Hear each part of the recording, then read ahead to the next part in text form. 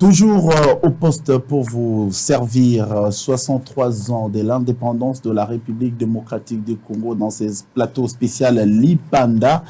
Indépendance, Tchatcha, Paulo Maurice, Patrice Emery Lumumba et puis Joseph Kasavubu et la suite.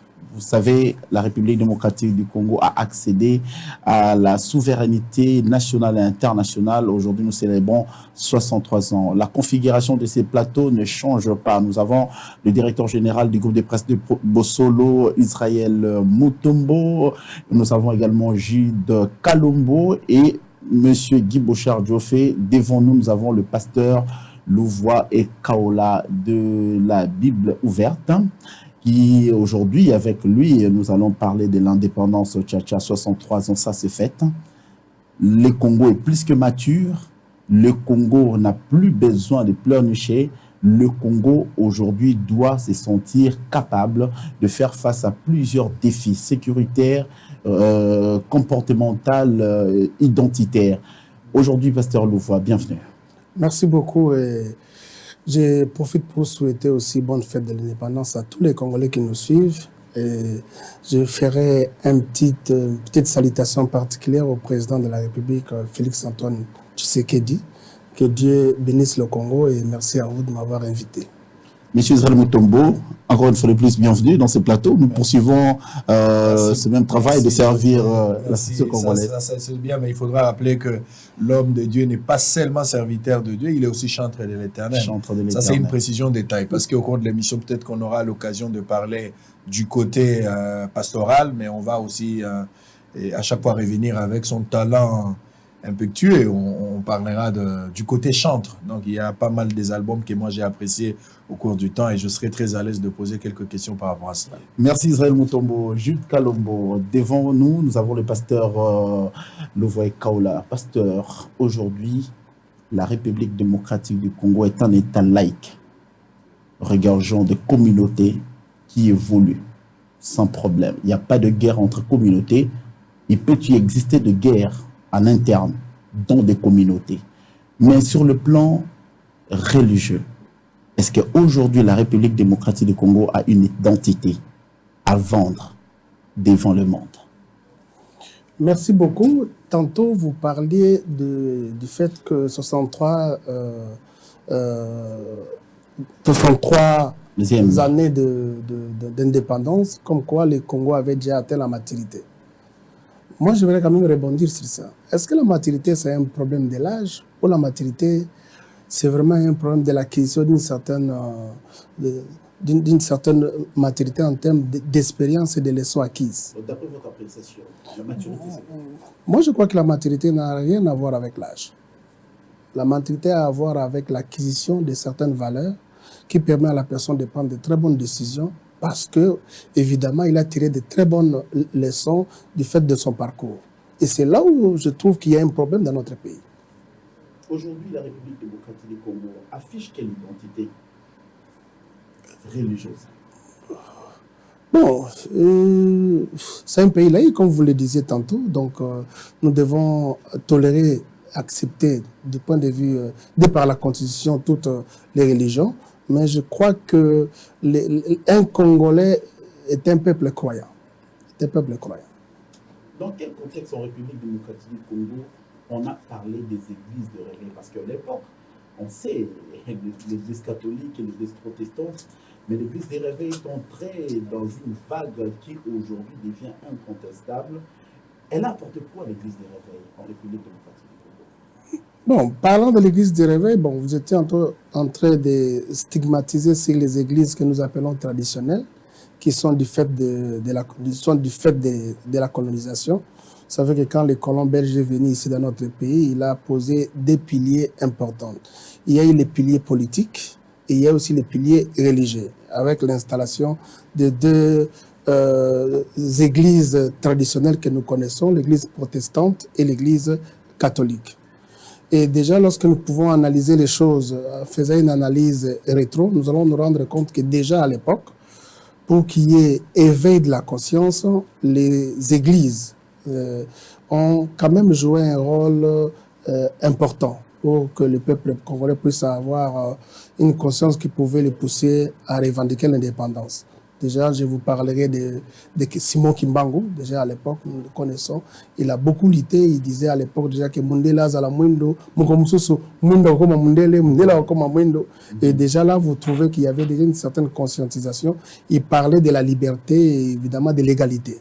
Et vous êtes sans savoir que déjà à l'époque, il y a eu la participation de plusieurs ténors religieux. Je parlerai de Monseigneur, du cardinal Maloula, à l'époque de la conscience manifeste de la conscience africaine.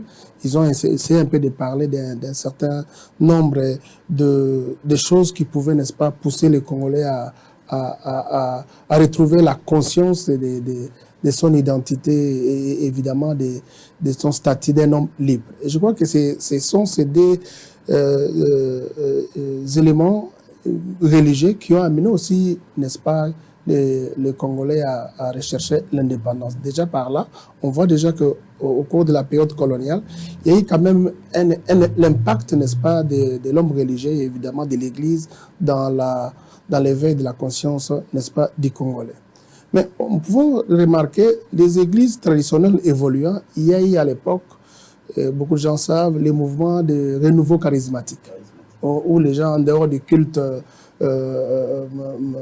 classique qu'on faisait dans les églises catholiques ainsi que protestants, les gens sentaient un mouvement, n'est-ce pas, de dons spirituels, de délivrance, de guérison. Et les églises catholiques, je parlerai d'elles, avaient autorisé, n'est-ce pas, les mouvements de renouveau charismatique, où quand on y allait, on trouvait la délivrance, la guérison, les parler en langue, toutes ces choses-là. Et ces mouvements-là de renouveau charismatique ont conduit à ce qu'on a appelé à l'époque des groupes de prière. Parce qu'à un certain moment, pour les chefs, les ténors ou les leaders des églises catholiques, des églises traditionnelles, trouvaient qu'il y avait quand même des exagérations. Et essayant, n'est-ce pas, de placer un certain nombre de limites, les gens qui étaient dans les différents groupes de réseaux charismatiques se sentant asphyxiés, ont trouvé le moyen, et à partir de cette décision, d'aller commencer ce qu'on appelait à l'époque des groupes de prière. Je pense, à mon avis, c'est à partir, n'est-ce pas, des groupes de prière que nous avons, n'est-ce pas, l'avènement des églises de réveil ici au Congo. Il y a un arsenal de questions qui est prévu pour le pasteur Louva et Kaola. Mais je laisse d'abord à Israël Moutobo. Moi, par contre, avant de commencer avec l'homme de Dieu, j'aurais voulu qu'on commence avec un petit acapé, là, comme on le dit, hein, parce qu'il a aussi les côtés chantres. Ataki no leloyo, ozuite, otikanzambete, nano esilite. Ça, c'est de l'espoir pour tout un peuple 63 ans après. Ataki no leloyo, obalite, kolengalengate, nano esilite. 63 ans après. C'est pas encore fini avec le Congo, il y a toujours de l'espoir. Alors, pasteur Louva et Kaola, Tolo Balingala, 63 ans après, l'église, je parle de l'église de réveil, bien qu'au départ, il y a Ndenge Tobanda qui est indépendance, Bozala quitté, église de réveil, Botamaki n'a noté, et au fur du temps, à la Congo. Mais l'église, Oyo Azali, dans le bélo dicton, moko église, Oyo Azali incapable de résoudre les problèmes socio-économiques et environnement dans lequel Azako vivre, sur Azan mesure à résoudre en côté, cette église n'a pas la raison d'être. 63 ans après, il faut bosser la introspection. To évaluer l'église depuis Bino Bobotami Kino Tozalelo. Je parle de l'église réveil. Apport Nabino sur le plan, il y a développement, il y a Mboka.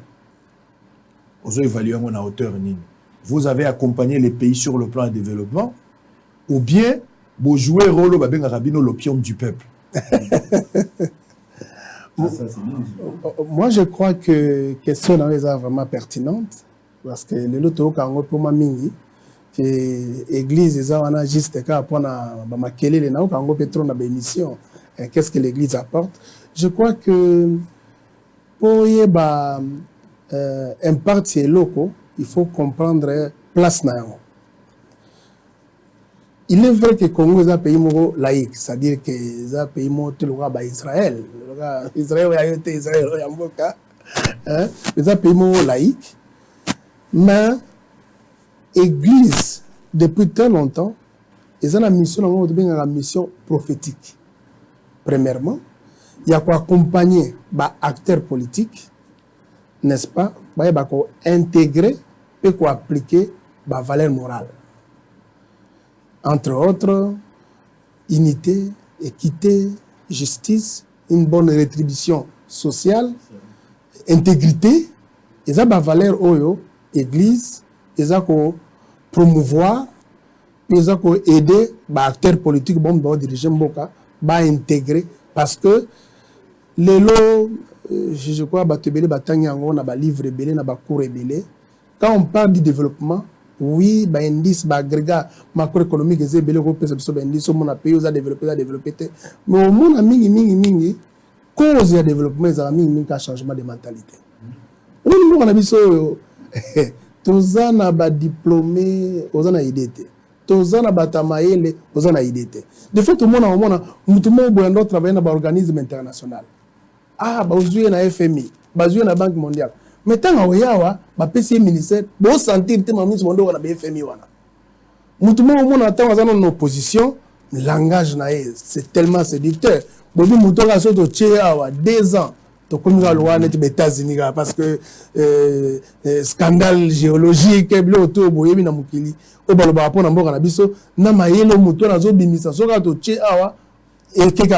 on se rend compte que on ne sent pas dans le vécu quotidien, impact sur la batamaïle, il y a des expériences parce que côté moral, c'est le moins très important. Mentalité, c'est le moins très très important. Aujourd'hui, le président est belé, vraiment banda, il est Kassavubu, toké na maréchal Mobutu, tozui musée Laurent Désiré Kabila, tozui Joseph Kabila, tozui Facho Tozana Elelo. Sans sentir discours na bango, on sentir colère na bango mingi zalaka mingi, ba travailler on dirait na environnement on dirait ils ont exercé pesanteur. Donc ils ont quitté ça. Pourquoi? Ba valeur morale ils ont intégré Tenambo. Moi, je crois que c'est là où l'Église, grâce à Nzambe, est pesée pour moi mingi. Premièrement, pour accompagner les acteurs politiques, pour intégrer la valeur morale. Et deuxièmement, pour dénoncer sur la dérive des alliés.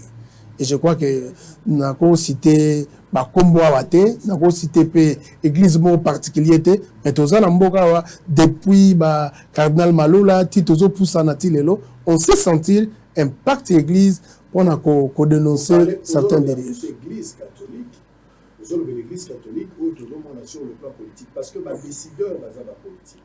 Les décideurs politique, librement, parce que les membres, les frères de l'église. Parce que la catholique, mais toujours la plus bino ba pasteur, bino ba dirigeant, bino ba tous les autres biso milimo. Au-delà il y a mon limo ya connexion là, il fallait une bonne politique aussi.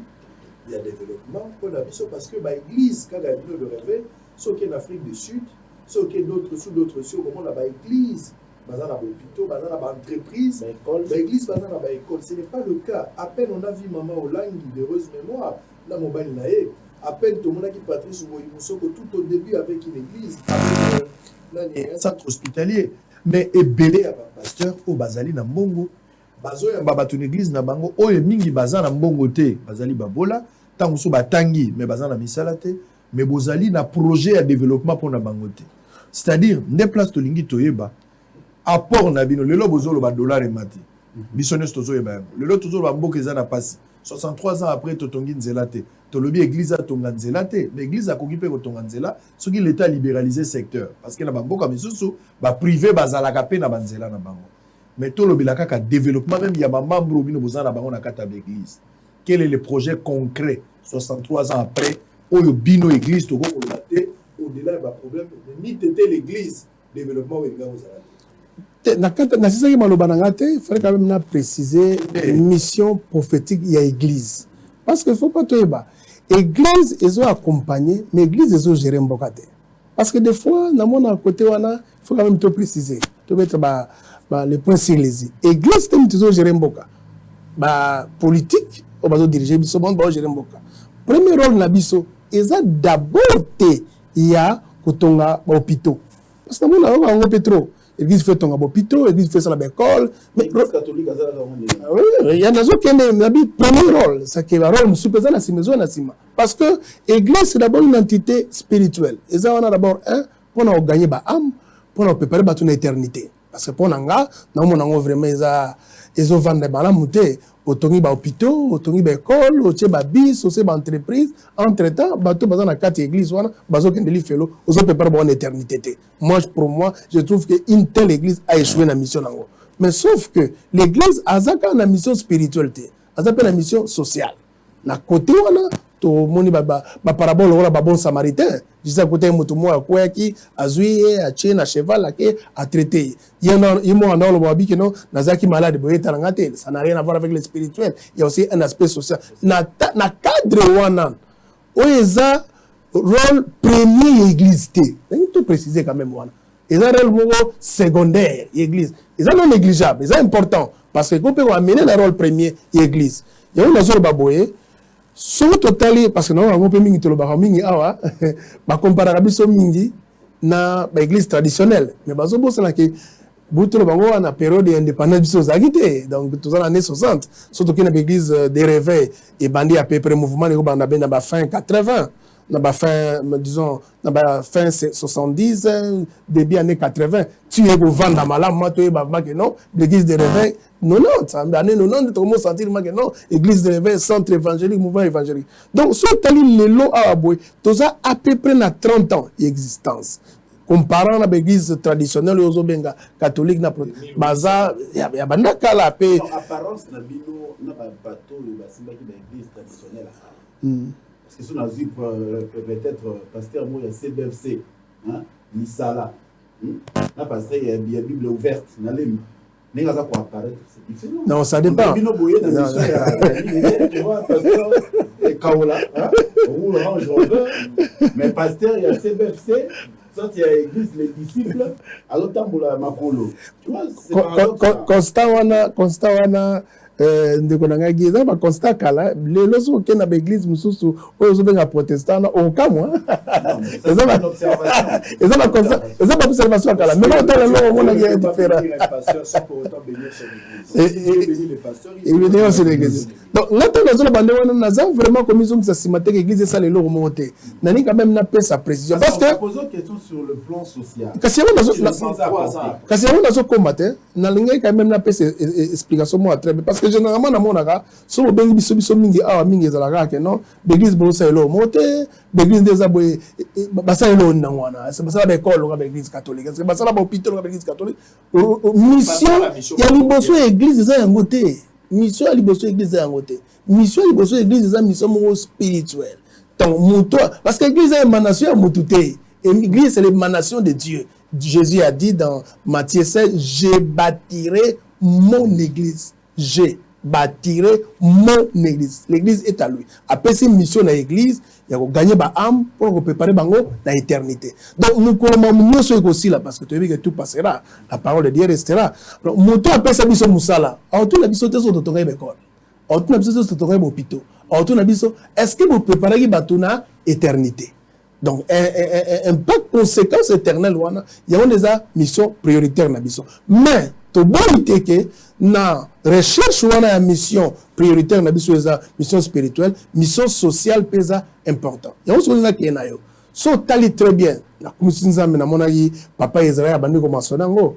Malgré tous na biso na 30 ans, mais on se rend compte lelo que ba église est belé lelo eza ko investir sur l'aspect à l'école et bon plutôt par exemple les est belé même je pense que papa biso baruti azana toute une connexion ya ba homme d'affaires ozo mona que azo booster ba tout so yo c'est l'hôtel ba ko pesoma pharmacie ba pesoma boutique je crois que ba église est belé lelo et comme ko penser pe na aspect wana social na mais ezaka ka peut-être goutte d'eau dans l'océan par rapport à bané na biso mais bon plus biso temps bon plus biso confiance na ngi bo poser biso ba question boé les autres mabiso na conscience wana tout le monde on peut faire encore plus mais tout la vérité régulateur na muto a promotionnera développement mboka eza église té eza ba gouvernants ba diriger biso et biso so na sima na bango pour orienter bango ba intégrer ba valeur morale et spirituelle pour permettre mboka et se développer malgré ba don na ba diplôme tout ça ngo ebele. Parce que on le voit tout ça dans le cadre il y a 63e anniversaire du Congo. Est-ce que il y a pour libéraliser espace religieux dans la République démocratique du Congo? Il y a un peu de tindi basali yanzam de l'autre côté la bavure, la bavure, la bilo bezangatina parce que vous êtes pour quelque chose. La dengue population peut comment la mode déjà journée, mais moro boyer. Il a comprendre comment vous libéraliser, on comprend notre bien. Le lot pour créer une église ne suffit pas aux millions. Aujourd'hui, les églises, ils ont pour la champignon. Je ne sais pas si ils ont d'autres mots à venir. Maïebo. C'est quoi, on te poser question 63 ans après. Parce que ce n'est pas ce qu'on a vécu à l'époque. Aujourd'hui, 63 ans après, l'église, vous ne pouvez pas passer une avenue sans pour autant qu'on a 4 à 5 églises. Problème, Ouana. Et même nini na population congolaise. Développement, c'est pour abrutir la population. Parce que c'est lui qui ne travaille pas. Moussala Moussous, comment pas congolais, c'est là que l'église, c'est là que vous savez. Qu'est-ce que vous avez apporté? Vous voulez que la mission de l'église vous apporter l'évangélisation, mais vous apportez de l'évangile et pas la bateau Oyo, vous avez un d'abord pour aller 63 ans après, État congolais comme autonomie, ils allaient fort, ils allaient prospères sur tous les plans économiques, politiques et puis social. Non, moi je crois que l'église Lélo, l'église de réveil, c'est quand on a Nazaleli, et jouer un rôle vraiment prépondérant pendant Mboka. N'hésitez, nous sommes les fonds, de comprendre que développement en Mboka, c'est d'abord problème, il y a changement, il y a mentalité. Mais vous avez un rôle à jouer. Il y a un rôle à jouer. Parce que Mboka, vous avez batamaïlité. Mboka, vous avez batamaïlité, il y a ébélé. Batumusu, basala ba prouesse na bango, na ba organisme international, même na ba pays mususu. Tout ça même batumusu ba consulter à bango, na ba pays mususu pour na ba projet belé à développement. Mais on se rend compte que ce qu'on baye awa, on dirait qu'il y a une force apesanteur. Ils ont que c'est exercé dans Mboka. Pourquoi? Environnement autour wana, ils ont besoin, il y a changement, il y a mentalité. Moi je crois que na côté wana, l'église et jouer rôle moko, il y a première place. Parce que tout la vérité. Soit l'église, ils ont représenté la lumière, parce que je disais, nous sommes la lumière du monde. Non, on a été ici, on a la lumière partout.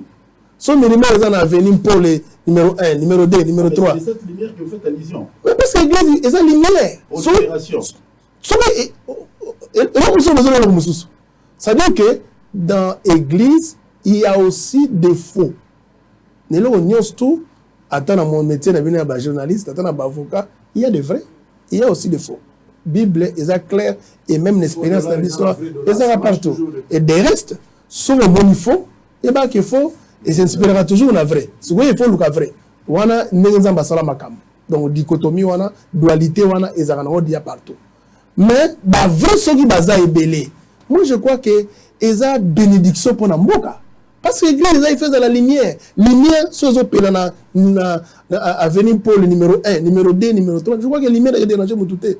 Moutou à cause de la déranger la lumière, à ça Moutou dans la ténèbre. Toi on a dans la ténèbre. Mais sur la lumière est ça. Mais moi pas la lumière est dérangée.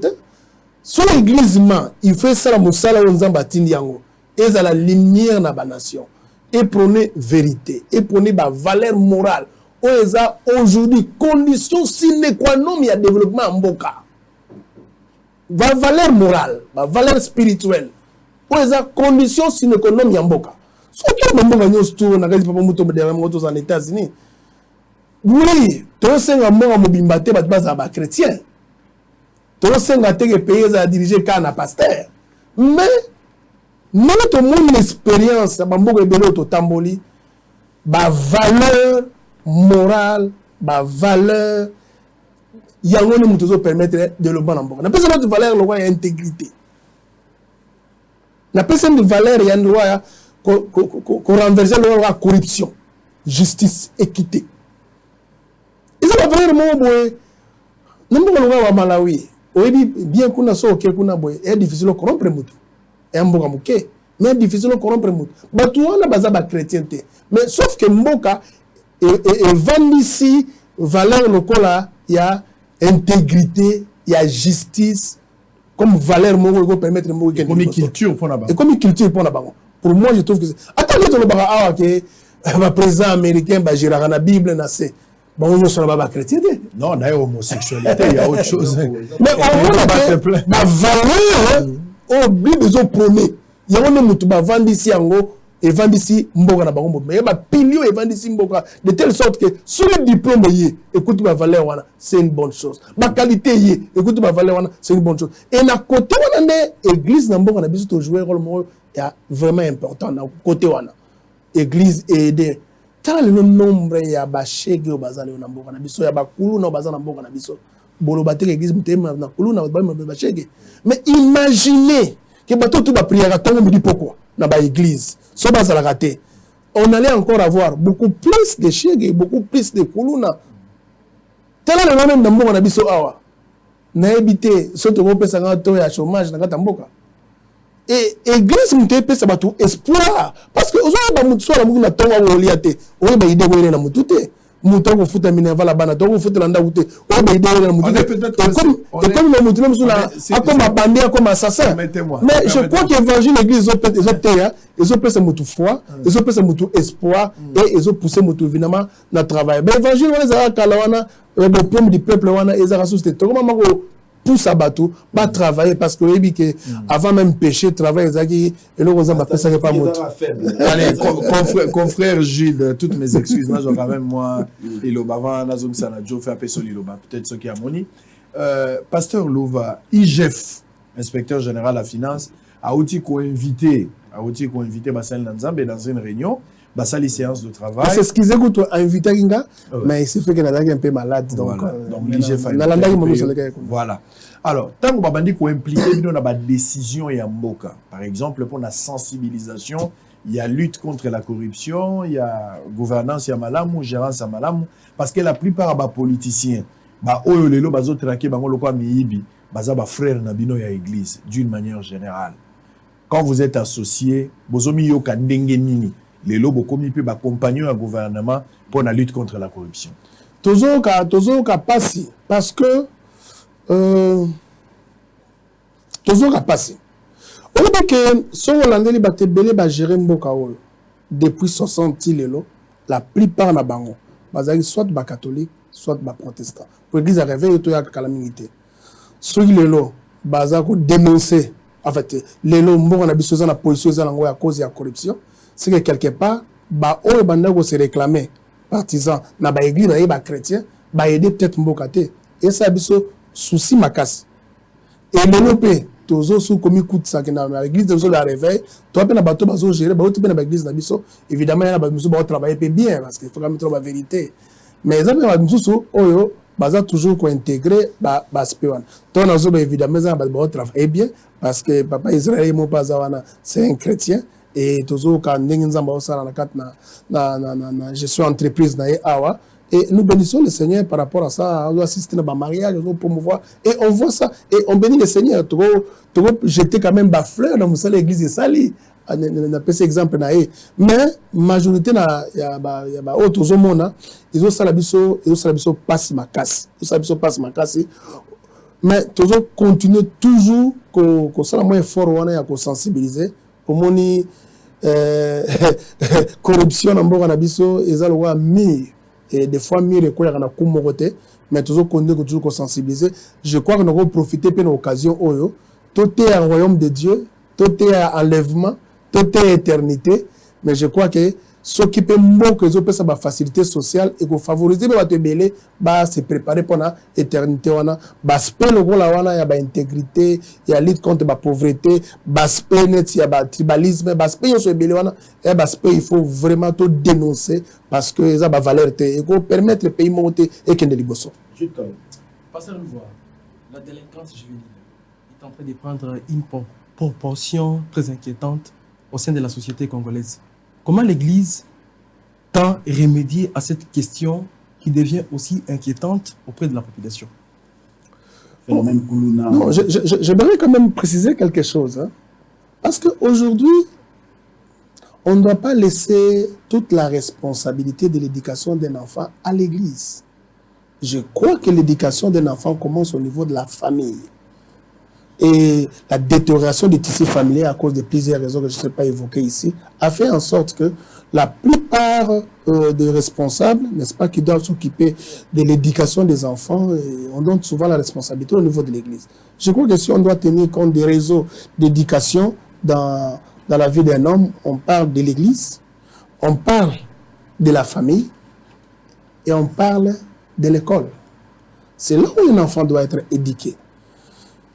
Je ne suis pas ici pour, n'est-ce pas, fustiger du fait qu'aujourd'hui, on se rend compte que même le niveau d'instruction dans nos écoles, dans différentes écoles, a beaucoup baissé.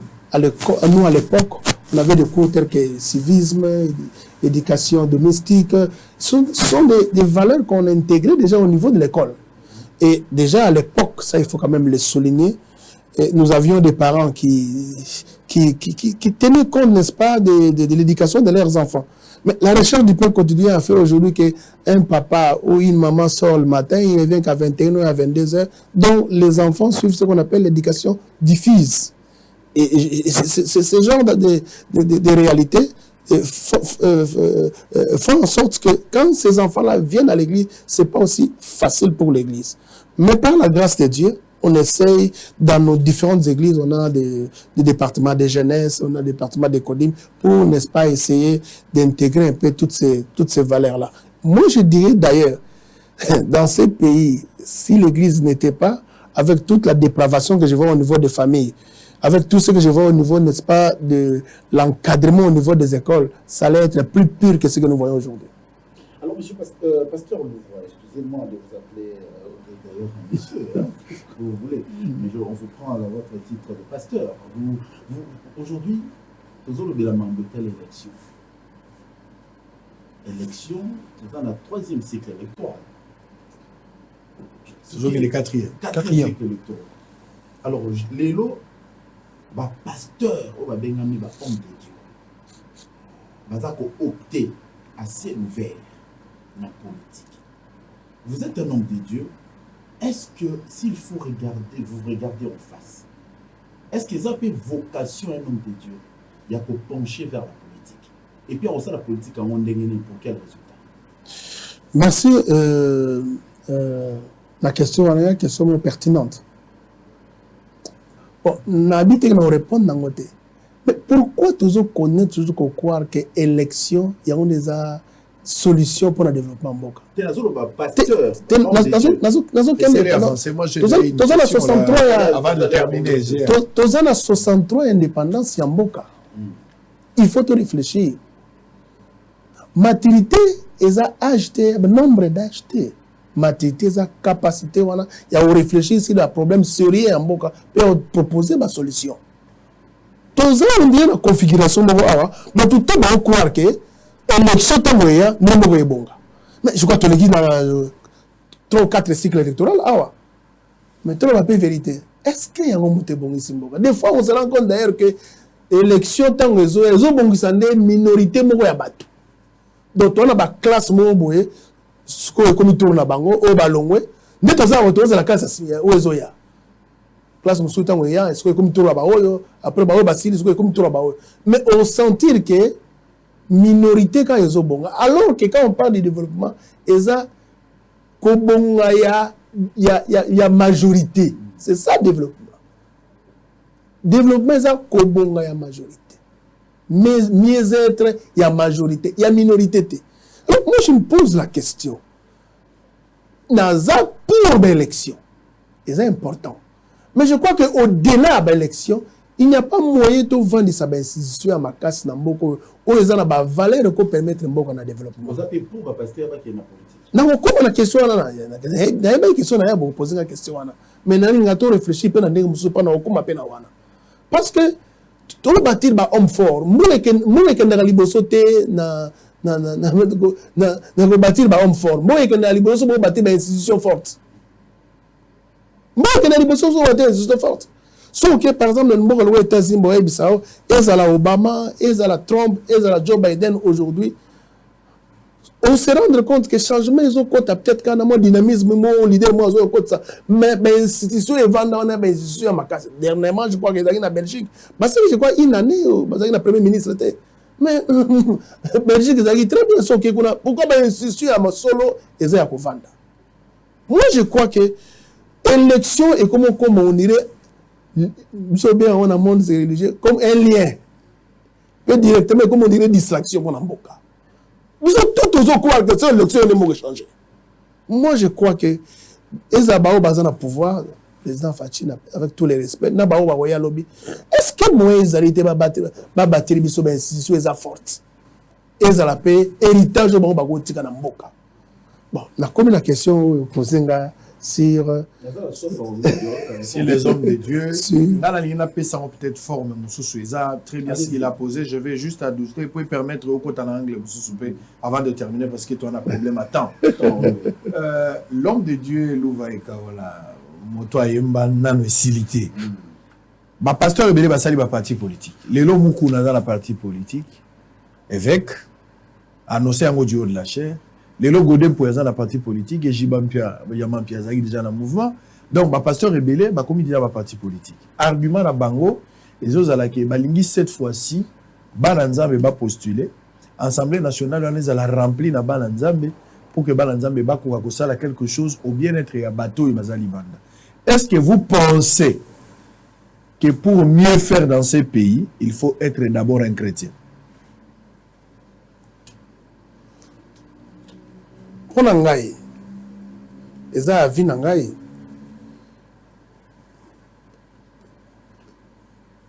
Raisonnement est simple. Bambo kanyons tout oye bonga. Est-ce que les chrétiens doivent bongi sango?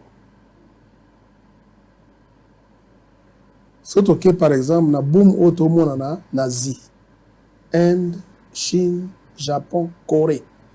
Je pense que bon les christianisme mais ça a été mais on sent développement. Est-ce que vous êtes d'accord nanga? Maintenant, on a bien se rendre compte que même si les chrétiens sont dirigeants bamboka wana, mais au moins la valeur au chrétien ba pronaka, il y a un mutu ils a basé na fonctionnement bamboka wana. Pour ngai, avoir un chrétien oyo aza na fonctionnement na ye ko promotionner ko intégrer ba valeur chrétienne, ça sert à rien. Ça sert absolument à rien. Donc, parce qu'il y a des chrétiens de nom. Et il y a aussi des chrétiens pratiquants, comme on dit. Mboka oyo, ils ont besoin de chrétiens, mais ils ont besoin de chrétiens oyo, baza ko pratiquer, baza ko prôner, baza ko promouvoir, ba valeur oyo, Bible, ils ont ko prôner. Par exemple, neti, ba unité, ba intégrité, la lutte contre la gouvernance, bonne gouvernance. Je crois qu'il y a un besoin. Mais qu'est-ce qu'on a problème? Il y a pas pasteur à cause de la politique malam. Il n'y a pas un verset biblique où ils ont interdit pasteur à la politique. Il n'y a pas un verset. Sauf que dans la tradition, on s'est rendu compte que quand tu as une valeur, un rôle, pasteur, homme de Dieu, fois là.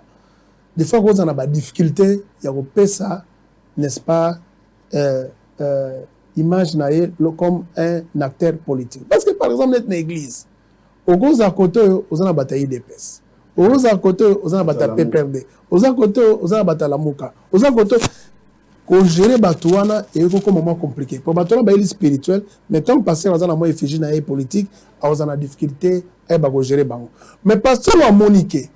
Au-delà, il y a Moussala na ye, il y a cause de la passer, il y a Moussala facilité, il y a Moussala aux gérer bateau. Nandenga molimo, aux gérer per nandenga moussoni, ils ont rappelé tant ébélé. Mais ça, bateau moussousso, ou a senti na gata moutema na ye, que azan appel wana, il y a aussi l'ensemble le roi Daniel Bassela qui, alors bateau là, toko ko tika bango, mais base à la toujours au milieu du village et ba accompagner Mboka pour acteur politique, n'est-ce pas, pour promouvoir la valeur chrétienne. Ils apprennent la Bible, pour permettre le développement Yamboka. On retient que le pasteur Louvre, ça clair, pasteur, à vous dans la connotation. te na lobi ndenge wana te te na lobi ndenge wana te na lobi ke pasteur o amoni kaza na appel ya nzambe ndenge ba Daniel ba musu bazaki nango wana akoko exercer impact moko positif dans le monde politique.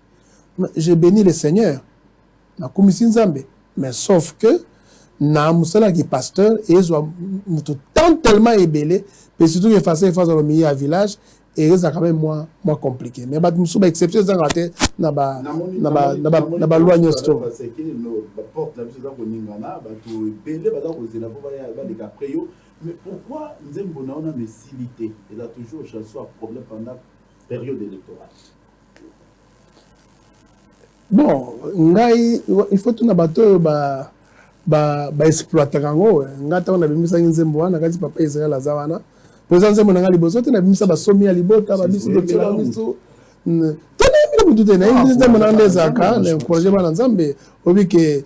l'espoir fait vivre, sans espoir c'est trop compliqué. Même la foi est une affirmation des choses qu'on espère, de l'espoir qu'on ne voit pas, donc il y a toujours très important. Mais ça a bâtonné exploiter ça a une facilité. À l'époque on a basali bakaki la babe, à l'époque on a changé le mandat tout ça, donc et ça a dit bakaki fait ça bien pour toi Nzambe. Ouais, mais un dernier mot, peut-être je vais demander à l'homme de Dieu, tout dans la turbulence ces années. C'est qui vrai, aux autres, quelle est la opposition, aux autres, quelle est l'abattoir pouvoir, toujours c'est la paix, accomplissement et la prophétie, parce que la Bible, il faut examiner. Mon ami apôtre Roland Dalla fait ça qui prophétie avant de gagner l'élection. Parmi les candidats, on va dans la chaise roulante,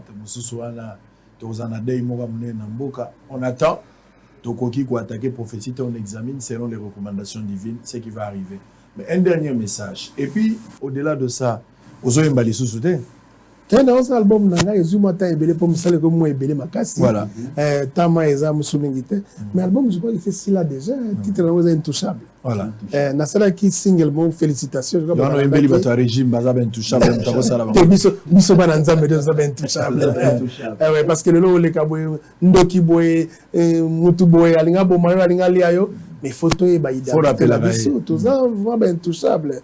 Intouchable de biso. Un message, le peuple de Dieu, toujours qu'il y a des périodes électorales, Batouazan à Est, espoir réseaux à la tête, jour pour jour, tala lelo, zone tampon, au Toloba qui à l'époque, Batoubandima qui était melelo, en Wezali, Batoubana Bounaga, Nabana Passi, Batoubazan à Bakouin, Moussous, Bako, Roku, Tarabande, Bangote, parce que M23 a privé Bango Liberté. Balanzambe Bazolando, Bazan à Nord Kivu, Bazan à Sud Kivu. Lilo Bamoro, il y a espoir, et puis le peuple congolais. Na Kwamotu, Bazan à Bongandanga, na Lisala, de bazona na biso bona mujima ina kalanga bana na biso na lisala na yakata na yimbo pa ba pigme lilo bano ezani message na ngai ona wolo ba pona suka émission yo eza message espoir tant que nzambe otika biso na souffle de vie c'est espoir ezali peu importe tozo vivre lelo to ba ke nzambe kana mutana dernière mot pona ba vie ya bato et ngana osenga na moni ba perturbation za mingi na monde politique to meka mukesi tout na part ya bato bazo diriger biso kolongola égoïsme mutozo mabiso na nyos toyo toza la bwa to longola égoïsme des fois na zakala msongo na otambola na bamboka mususu papa Israël azao na yebi ba yebi so peke bato balobela biso kuna pona ba diriger biso ba ka pe na bamboko mais otuna mais tant que mon amakambo ndenge bamona ndenge de façon talimbo ndenge zo kende au taline bazo vivre des fois tu te poses beaucoup de questions pour n'importe tout le égoïsme nangana pour ngai na moment où tozawa unité est très important peu importe mon mutaza na tendance na mais tout autour de mambo etali par exemple mboka unité est très important biso na biso to chama mukia maili ko ya vino pour mbongo toza na retard ya moi makasi des fois au moins sur commune na 63 ans des ans na ba quartier otali oyo accompli no accompli te au moins âge no yepeso son mais je crois que Congo peso totali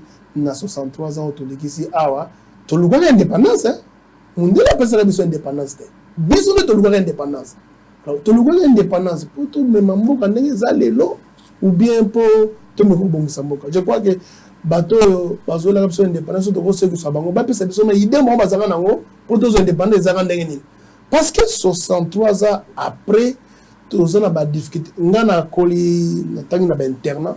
À l'époque, déjà on a Ikela, déjà Bozan a ba portugais, ba teke ba sardine, ba teke ba maï, ba teke ba savon.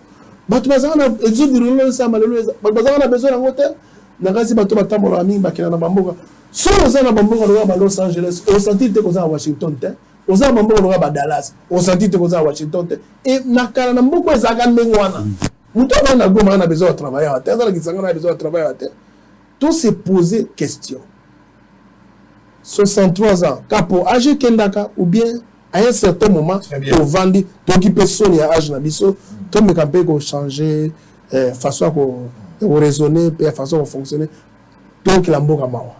Toyokela Mboka Mawa, bien dit, hein, directeur, bien dit. Hein, en tout cas, Toyokela Mboka Mawa, 63 ans, Toyokela Mboka Mawa. Total à AGT, total à AGT, total à maturité, total esika to outil, esika to zali, na esika to za kokende. Plateau spécial Ipanda continue sur Bossolo TV. La suite, c'est tout à l'heure.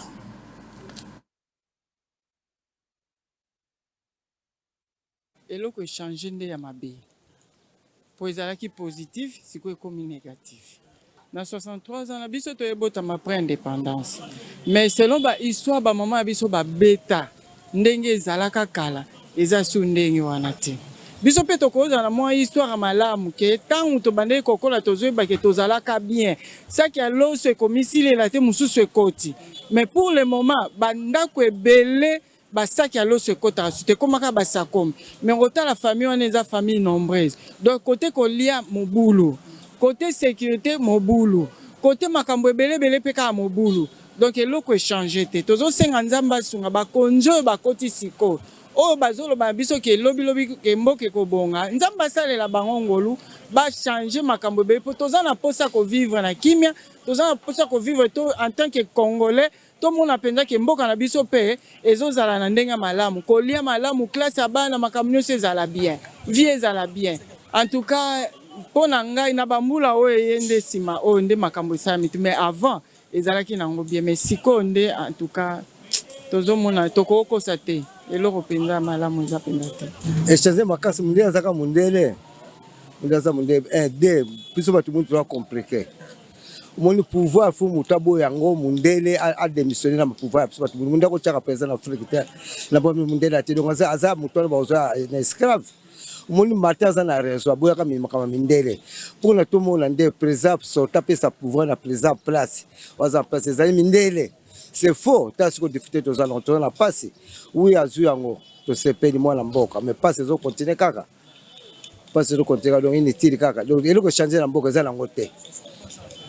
Après 63 c'est que changer ça mais mundele azaka mundele la mundele vie sociale qui malamu makamto qui malamu transport makamnyoso to comme belé recensement ça makasusu donc makamze belé za kokufa za malamu te so ipona ngai babu ya makamindele o mundele ipona za preso boyi na yo soko boyi so amoni 3 personnes à ce qui président. Je vais vous donner cet exemple la route na intérieur hein. Et si ka territoire, ici ka biso to koli za lokola miroir, ba belge ba tonga banda kwa kitoko. 28 ans après na retourné, minaninga na lela. Bisike za lokola miroir, place to bano ne osakana, vraiment ozo sentir que mondela lega kiawa. Na moni yango na état moko ya délabrement très avancé. Alors to zongi sim. Et loko mususu biso to koli na territoire, so ina kolo ba koma territoire ya Masimanimba. Ils ont une usine, il y a palmiste. Ils ont un bacan, il y a kitoko. Ok, pendant moi, on se sentit que oui, on a une cité. Mais na kewana, mais na lela. Donc, pour nous, on a vraiment tout zone.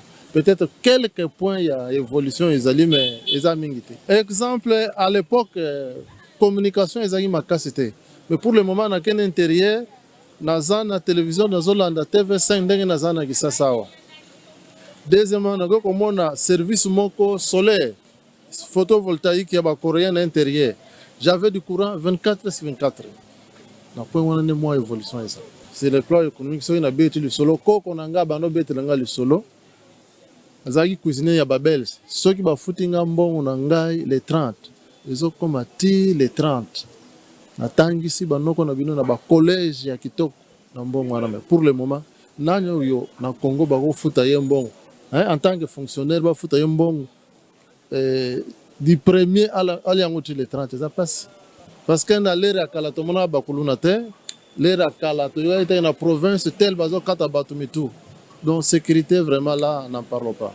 Donc souffrance ezo baksama eza la morale ya mutu nyonso ezokende kobeba classe malonga eza te vi nyonso ezaka ya pasi insécurité kobotola bato ba mbongo voir basoda bango moko l'état azotinda bato babotola bato mbongo. Est-ce que changement yango wana